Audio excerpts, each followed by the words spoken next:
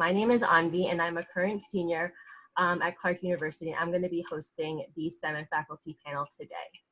And so for this session, which we are calling STEM, it is a focus on studying STEM at Clark University through the lens of some of our amazing faculty. And our panelists are looking forward to answering your questions on everything from their areas of expertise to how students can engage with the sciences in and beyond the classroom. Before I have them introduce themselves though, I want to offer a couple of tips for using this technology. And so first, you'll notice that either at the bottom or top corner of your screen, you're going to have a Q&A feature as well as a chat feature. And these have two very different functions for what we're using them for. And so if you're having an issue with technology that we're using today, please use the chat feature, and one of our admissions staff members who is behind the scenes will be happy to assist you. And if you'd like to ask our panelists a question, please use the Q&A feature. Okay. So we will be able to answer some questions live and some via text, and we appreciate your patience as we work to share the Clark experience with you all. There are a lot of you tuning in right now, so I'd like to apologize in advance if we don't make it to your question. If we are unable to get to your question during today's webinar, or if you think of any other questioners, we invite you to reach out to us at admissions@clarku.edu. And so now we can get started. And today we are joined by 6 faculty panelists. And I will let y'all begin introducing yourself. So first we have Christopher Williams. Hello everyone, thanks for joining. I'm Professor Christopher Allen Williams. I've been at Clark for over a decade. My home department is in geography, but I also direct the environmental science bachelor's program. So I'm here to answer questions about that and all things STEM. Pleased to be with you. Next is Professor Jackie Dresch. Hi, I'm Jackie Dresch. I am a professor in the Math and Computer Science department. My kind of research area and a lot of my interests are in mathematical biology. So although I teach a lot of math courses, I also teach courses in our mathematical biology and bioinformatics concentration. Professor Dennis LaRochelle. Hi, I'm Professor LaRochelle. I'm in the biology department. I'm a cell molecular biologist. So I'm also in the biochemistry and molecular biology program, the former director of that. Currently, I'm also the director of pre-health advising at Clark. So if you have any interest in any of the health professions, med school, dental, vet, PA, nurse, any of them, eventually you want to talk to me because I'm here to help you through all of that. So on the next slide, we should have Professor Lee Han. Hi everyone, my name is Lee Han. I'm a computer science faculty. I'm also from Department of Mathematics, Computer Science. I'm the current department chair. And I also direct the new minor called data science. And I'm also the director of the computational science concentration. Next we have Professor Lewis Smith. Hello, I'm Lewis Smith. I'm faculty in the Department of Chemistry and Biochemistry. I'm in my 16th year here. Currently, I'm also serving as the chair of the Department of Chemistry and Biochemistry. And my area of work is in material science, although we cross a variety of disciplines. And last but not least is Professor Charles Acosta. Hi, so I'm Chuck Acosta. I'm a member of the physics department at Clark University. I not only teach physics, I teach a course in environmental science on renewable energy. And maybe important for some of you, I'm also the director of the 3-2 engineering program, which is a program where you spend 3 years at Clark and 2 years at Columbia University in New York and get both a BA at Clark and a BS in science and engineering at Columbia. Great, thank you all for being here. And so next we're going to be discussing STEM at Clark. And so feel free to submit your questions as they come. And remember, please use the Q&A section to ask these questions. But before we get started with questions, these are a couple of the Clark-specific academic acronyms that may be mentioned. They will be explained as we mention them during this panel as well. And so the first question that I have for our panelists today is, a two-part question. And it is, have you taught classes that have directly related to your research? And can you give an example or two of the classes and give us an idea of what was taught? And so let's see. Yes, go ahead, Professor Largel. So in my cell biology course, it's a course with a lab component to it where we cover some of the basic techniques used to study cells. And for that, we use materials from my lab. In my lab, we're interested in proteins that localize to the cell nucleus and contribute to nuclear organization. And we create mutants, cell lines expressing various tagged versions of proteins that we can then look at by fluorescence microscopy, et cetera. And we use those cell lines in the cell biology teaching lab. So as a way of getting methods across the students are actually participating in original research at the same time, because we often don't know the answers that we're trying to answer in the teaching lab. So very much incorporate the research lab into my teaching. It's the same for, not to take too much time here, but I also teach a recombinant DNA course, which is a hands-on molecular biology course, and we try to use materials from the lab, the research lab as well in that course.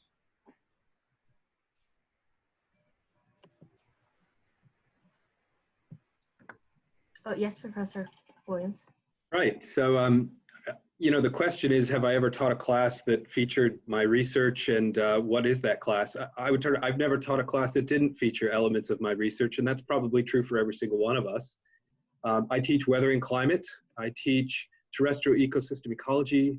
I teach introduction to physical hydrology and seminars on remote sensing of global change and ecosystem processes. So in every single one of those classes, various elements of my research are points of contact, points of departure for discussion, and students have access to my expertise and the work that we've done, including our data sets, our models, and the technical capabilities that we have in terms of computational modeling, in terms of geospatial analysis.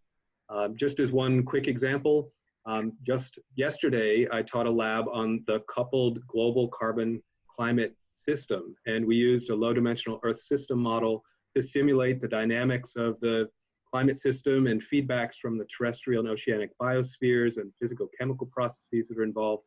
And we explored the strength of those feedbacks and how they change with future warming under different, what are called RCPs, representative concentration pathways for climate change in the future, which involve various rates of fossil fuel exchange.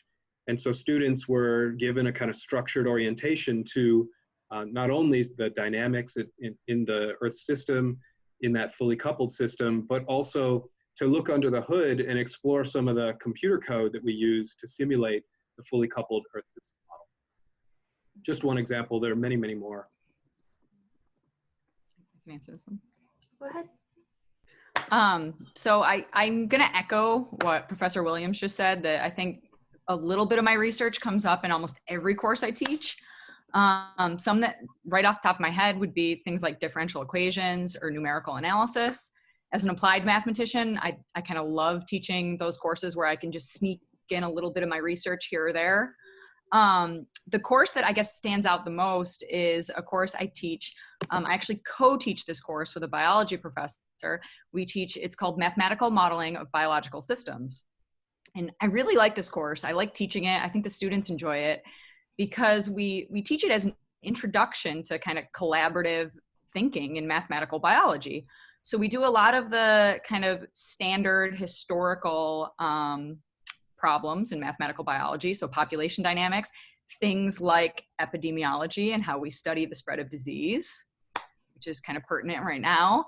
But then later in the semester, we get to genetics and what I actually study in my research group, which is transcriptional regulation. So thinking about how genes are regulated on a molecular level.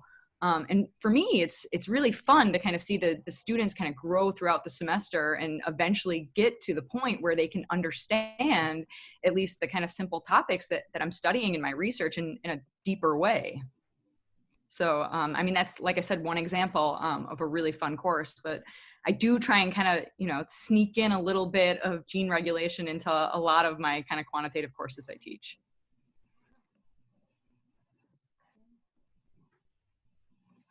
Oh, yes, Professor Smith.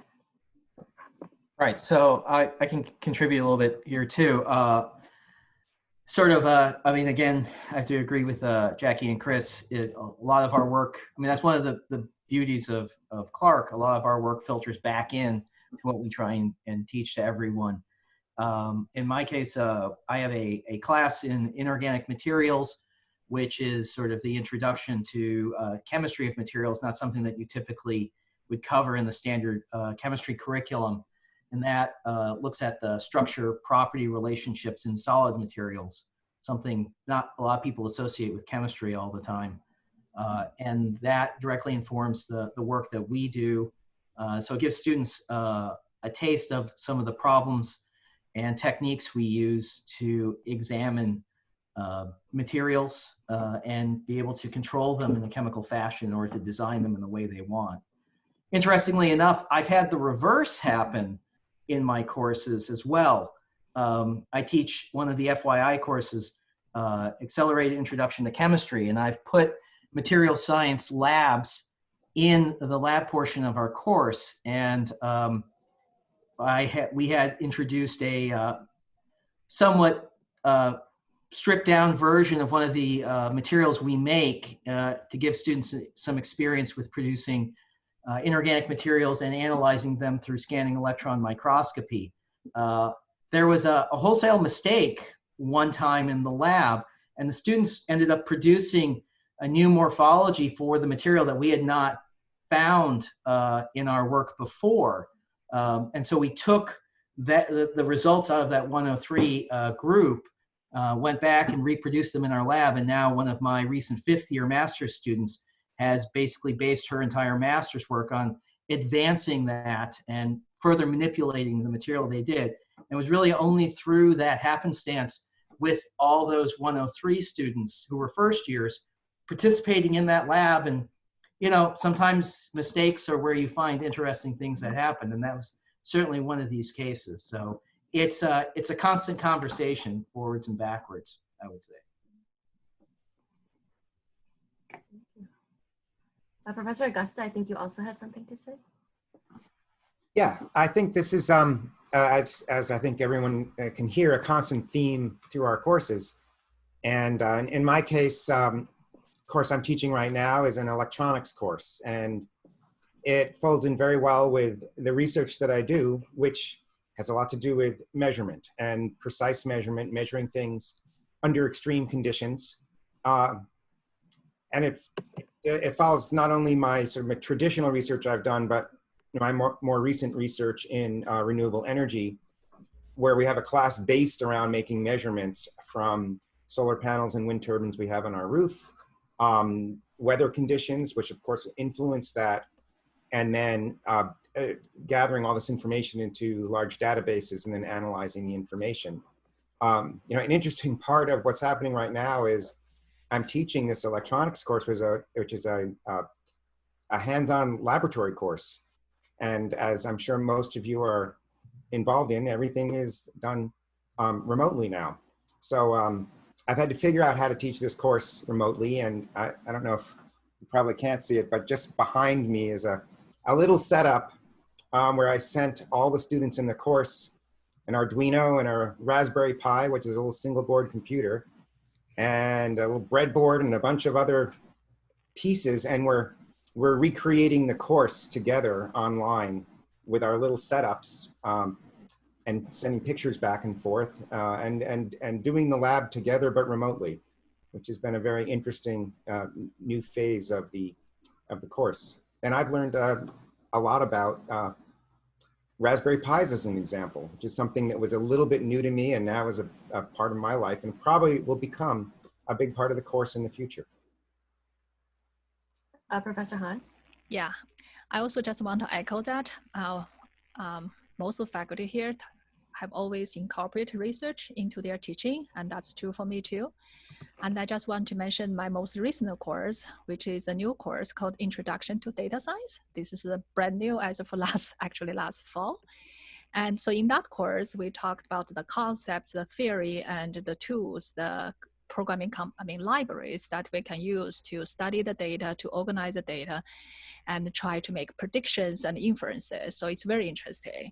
And so in that course, that's the first course, we use some toy data sets. We also use the Titanic data sets. That's kind of the problem number one, 101 in data science. And in our follow-up course this semester, I know our instructor is using another faculty's research data as a real data set. So that shows the integration between teaching and research. Oh, okay, thank you for all of your answers. And I'm gonna actually go to the chat now, and I have a question that I wanna direct towards Professor Dresch. One of our audience members wants to know a little bit more about the bioinformatics concentration. So can you talk a little bit about that? Sure. So the bioinformatics concentration, kind of on the books right now, has 4 course requirements. So it requires calculus, Calc 1. It requires an introduction to bioinformatics course, which is, it's been taught primarily by the biology department, but it's very computational.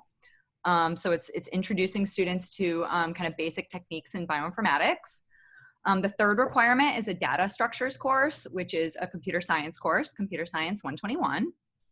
And then the fourth course is the course I was talking about that I love teaching. That course I co-teach with a biology professor, Mathematical Modeling of Biological Systems. So that's an introduction to kind of the mathematical modeling side of math biology.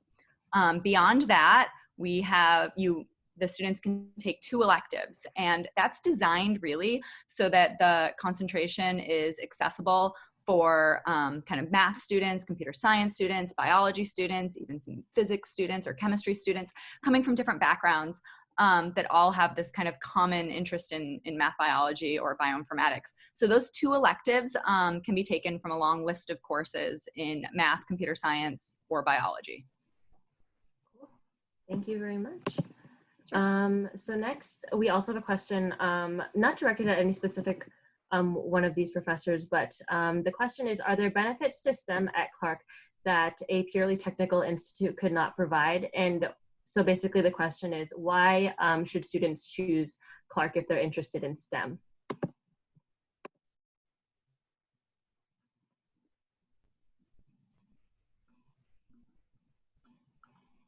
Oh, yes, yeah. Professor Williams.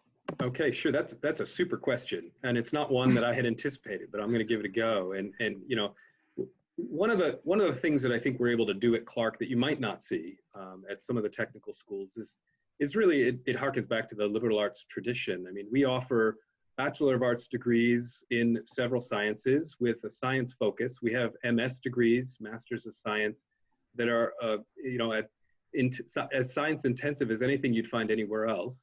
But we also have our program of liberal studies, our problems of practice orientation, and our first year intensive and our capstones. And it's through that scaffolding and structure of the curriculum at Clark that includes this more set of distributional perspectives that I think our majors really get a much deeper perspective about how their work that they're doing in the sciences and in the STEM fields relates to the broader context of the real world. That's certainly true for our environmental science students. In fact, our majors, even anyway, the environmental science tracks all require some social science and human environment type related classes that provide some of that context. So it's even folded into the major in a very deliberative way.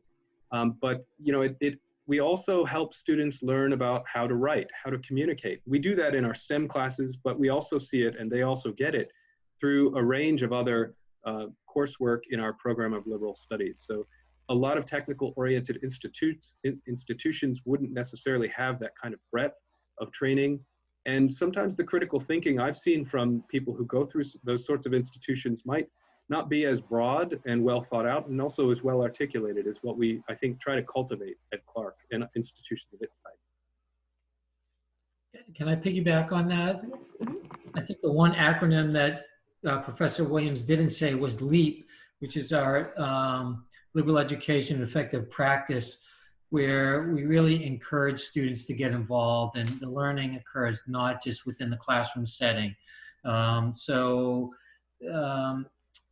a big part of that is encouraging students to get involved in research labs. So that can be from first-year students up through fifth-year students and beyond. There's an active encouragement to involve students, undergrad students at early stages. They don't have to be seniors before they can get into a lab and participate in research. We encourage them from very early on to get involved. And that's been a hallmark of the Clark education for a long time. And I think having that hands-on experience is critical to whatever your next step is after your undergraduate education. Oh, yes, Professor Han. Yeah, I just also want to follow up on that. So like even in computer science and mathematics, even if we don't explicitly require additional reading and writing courses, frequently our students take those courses on their own. And I'll just use the computer science students as example. In the past couple of years, our students have been winning very prestigious hackathons all over the countries. I'll say a few names like Harvard, MIT, and also NYU. And this, from what I've heard, our students, like a winning recipe for our students kind of, is that they work on they develop projects that have social impact, such as, how you can have an app that can help people during the disaster, how can you do effective automated recycling, so on and so forth. So this social angle definitely helps our STEM students stand out. And also our students are very articulate. That also helps them win all these awards and also land great jobs and going to graduate school and so on and so forth. So overall, our students are very well prepared and kind of all around.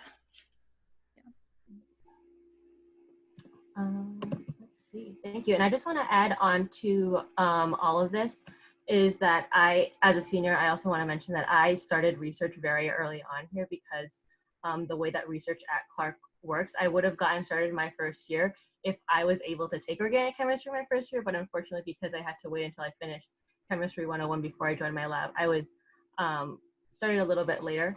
But the minute I finished organic chemistry my first semester of my sophomore year, I emailed the professor and was like, hi, I'm really interested in your research and I want to join. And that day he got back to me and said, yeah, let's meet.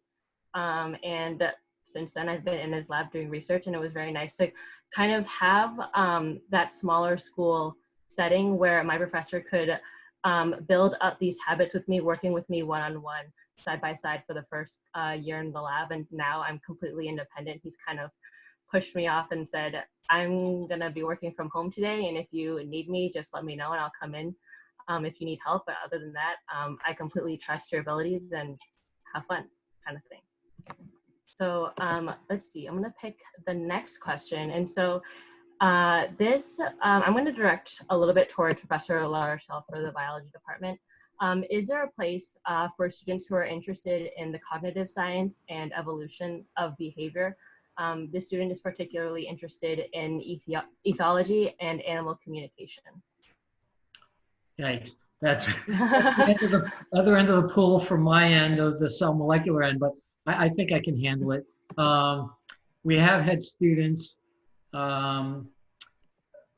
taking classes in the biology department, but also through a self-designed major. So we don't have a specific major in behavior or neuroscience, for example, but students that have had interest, I can think of examples from neurosciences where they've created their own self-designed major, meshing biology with a number of courses from psychology in particular to pursue that interest. So we do offer, for example, animal behavior as a course taught in the biology department. So there are courses that would allow a student to pursue that interest within the major, but it is not a specific major in animal behavior, for example. But there is also the opportunity for self-designed majors, as long as the student can come up with something that's sort of credible in terms of a bona fide major, then there's a lot of leeway for them to have ownership in that. Okay, and so I guess Professor Larshall, the question is also for you.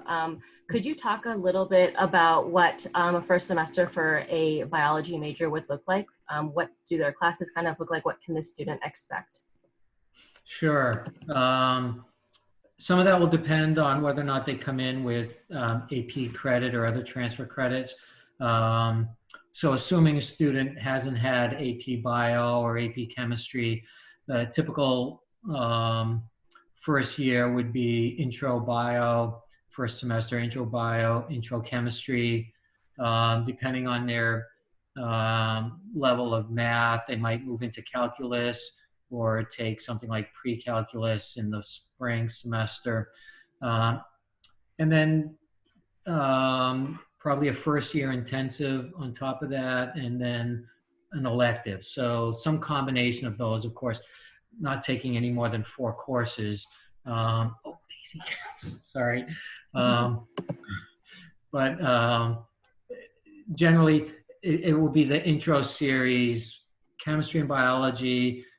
They're both required courses for the bio major and will allow them to move forward in a reasonable time scale, thinking about prerequisites for more advanced courses. This would allow them to get to those courses in their junior and senior year. For students that do have AP credit, our intention is not to hold anybody back. We want to move students as far forward as fast as possible, but only if we feel they're ready to. So depending on the student's comfort level with the material, they would have to score at least a 4 or 5 on the AP test to get credit. And if they do have that test score and are really comfortable with the material, then this will be determined in consultation with a faculty advisor over the course of the summer preceding their first year, then we might encourage them to take the next level bio courses, which would be something like maybe genetics or evolution or cell biology or microbiology. So again, a lot of that would depend on the comfort level of the student with the material.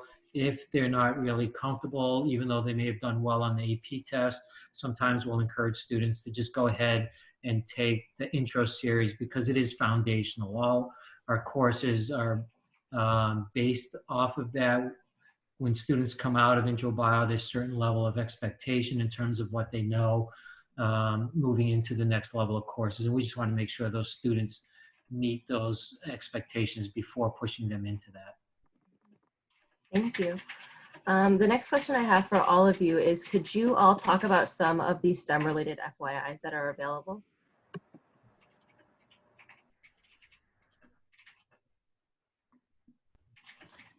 Sorry, I don't know. Oh, no, you guys can all feel free to jump in. Okay. Don't feel like you have to wait for me to call on you either.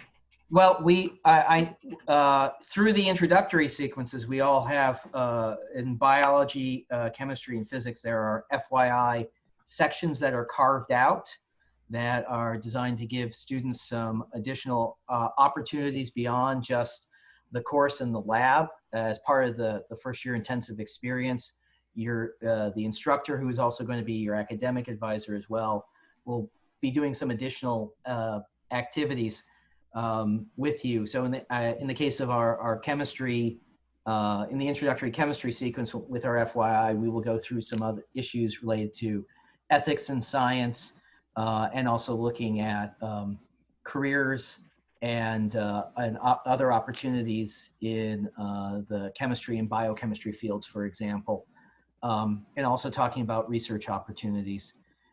So you can still do an FYI and continue in the introductory sequence. And then in chemistry, we also have a standalone FYI course, which is the accelerated introduction to chemistry for people who have had perhaps AP experience, but maybe do not want to jump ahead directly into organic chemistry just yet, or maybe did not have the lab experience.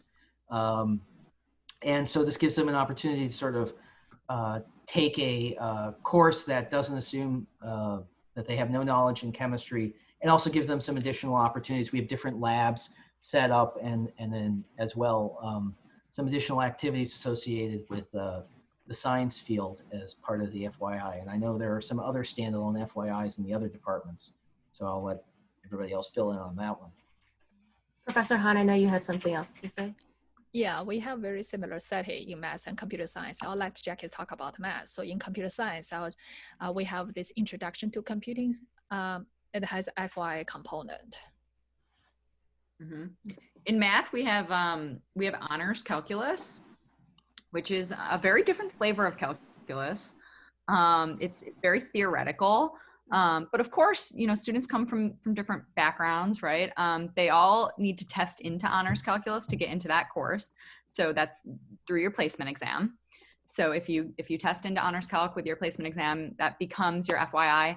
And the one big piece that I think makes that course very different than our other courses is we have weekly discussion sessions, which are a smaller group of students, and they are typically run by TAs, undergraduate TAs, who have taken honors calculus already.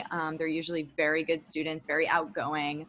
I guess the other big piece that we try and really communicate to the students in honors calculus is a lot of those students are thinking about math majors or thinking about other majors in the STEMs. So we try and be really kind of inviting if they want to come to our office hours and talk to us. I can usually help a little bit kind of navigate if they're interested in math, computer science, or biology. If I have a student who comes by who's in my honors calc and is really interested in physics or chemistry, I usually at least know how to kind of point them in the right direction or to the right office, right? All of our kind of STEM faculty do work pretty well together. So that is kind of a big component of how we deal with kind of FYIs in math. Oh, yes, Professor Williams. So in environmental science, we also, partly through the geography department, also other departments, have a few specialized FYI opportunities. For example, recently we've had Arctic in the Anthropocene, a study of the cryosphere and its changes in the contemporary climate change and some of the impacts on society.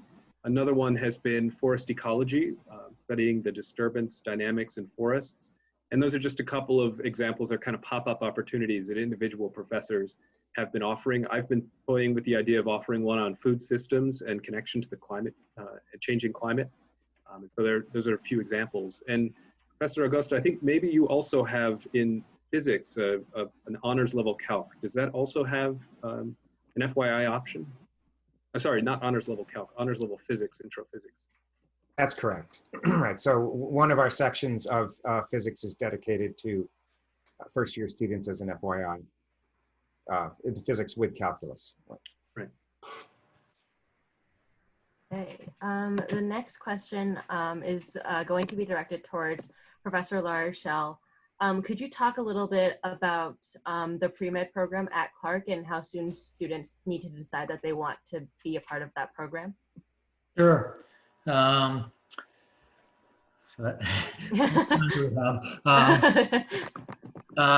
for one thing, to go to medical school, you can be any major. You don't have to be a biology major or a biochemistry major or a chemistry major.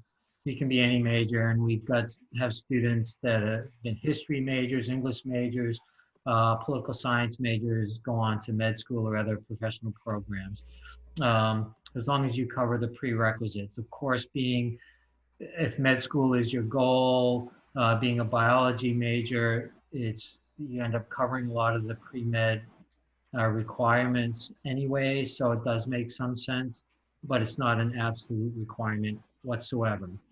In terms of guiding students along the way, I hold an orientation before classes even start for incoming students, where I lay out the roadmap for what their future might look like if they're interested in not only medical school, but dental, vet, any of the pre-health science, pre-health career choices.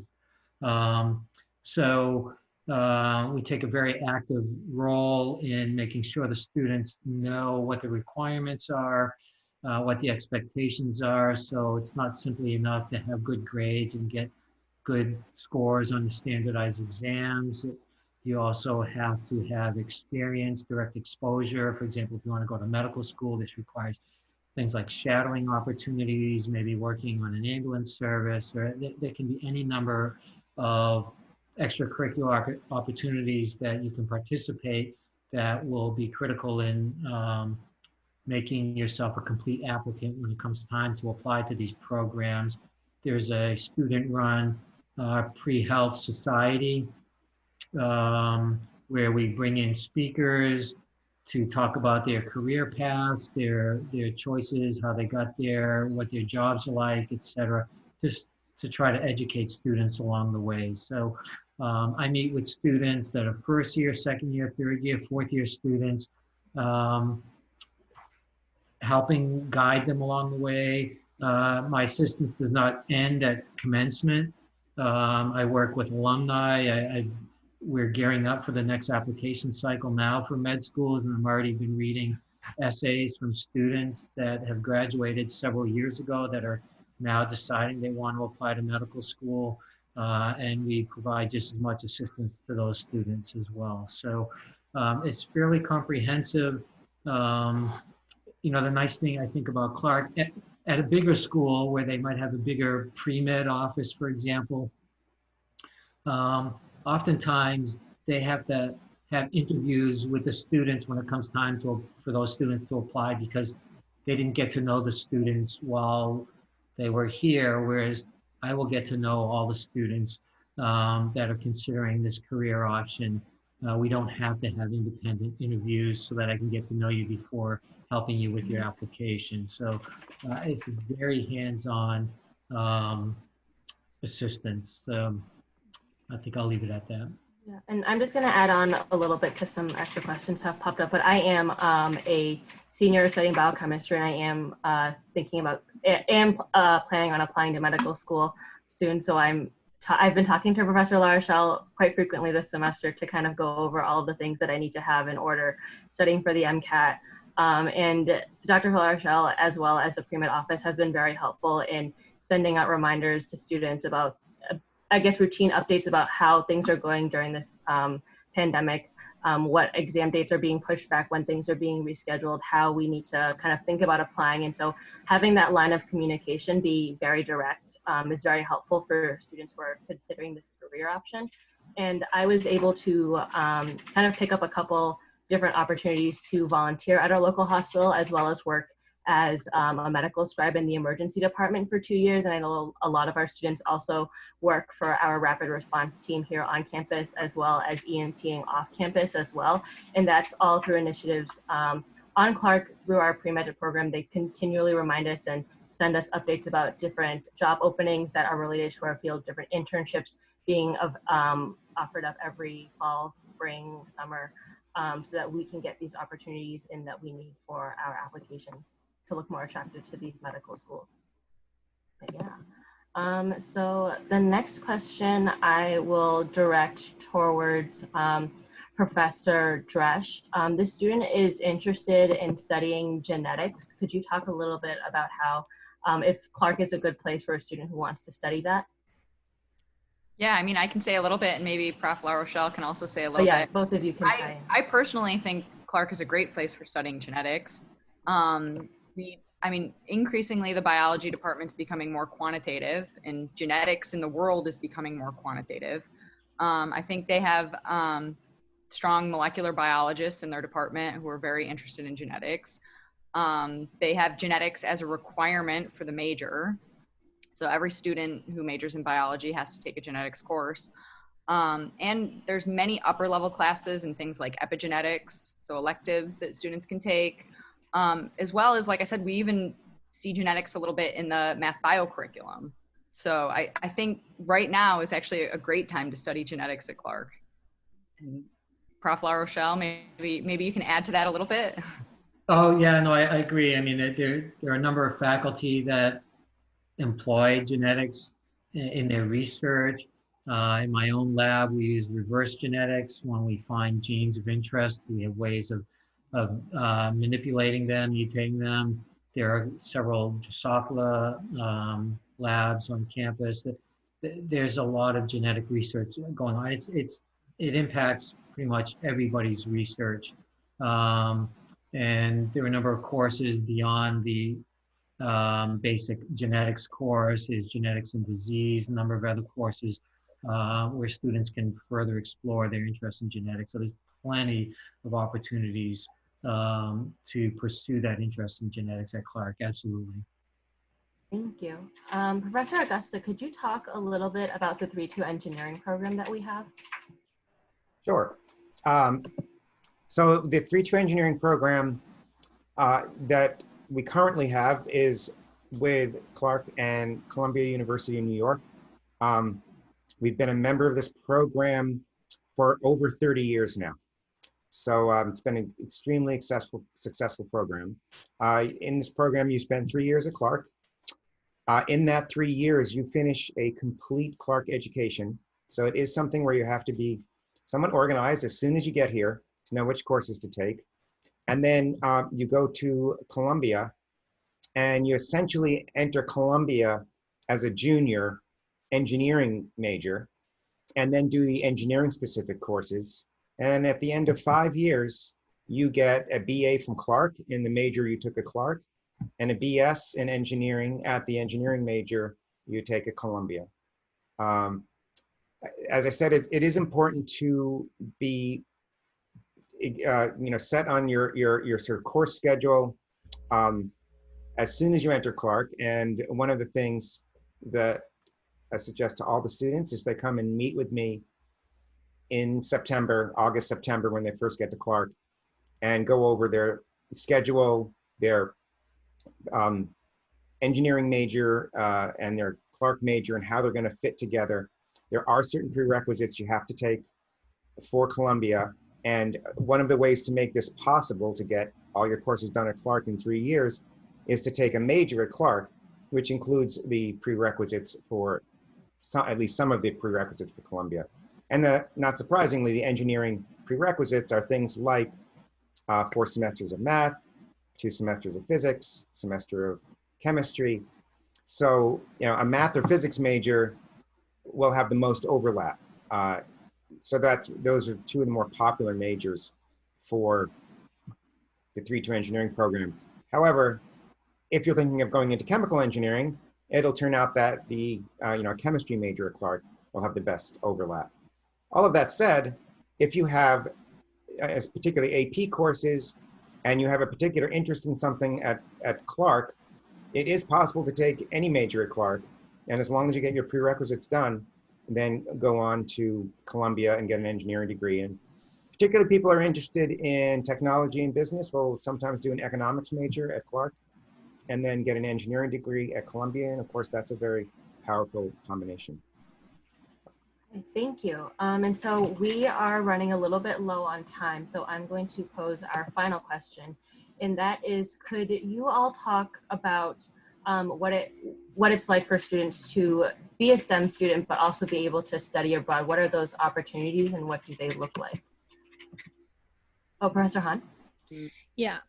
I know for math and computer science students, there are a lot of opportunities. And also at Clark, most of majors requirements are more on the very manageable side. So sometimes our majors go study abroad without doing courses in our majors, but sometimes they can also do that depending on the program they join. So within my department, mathematics, computer science, I know students have been to over the continent, from South Africa to Japan to Italy, Spain, and England, so all these places. So it's really doable. I think that's probably another advantage of doing STEM at the liberal arts. We encourage students to, branch out, to develop the breadth, including going abroad. And I want to say it's also possible to take courses related to majors in both math and computer science.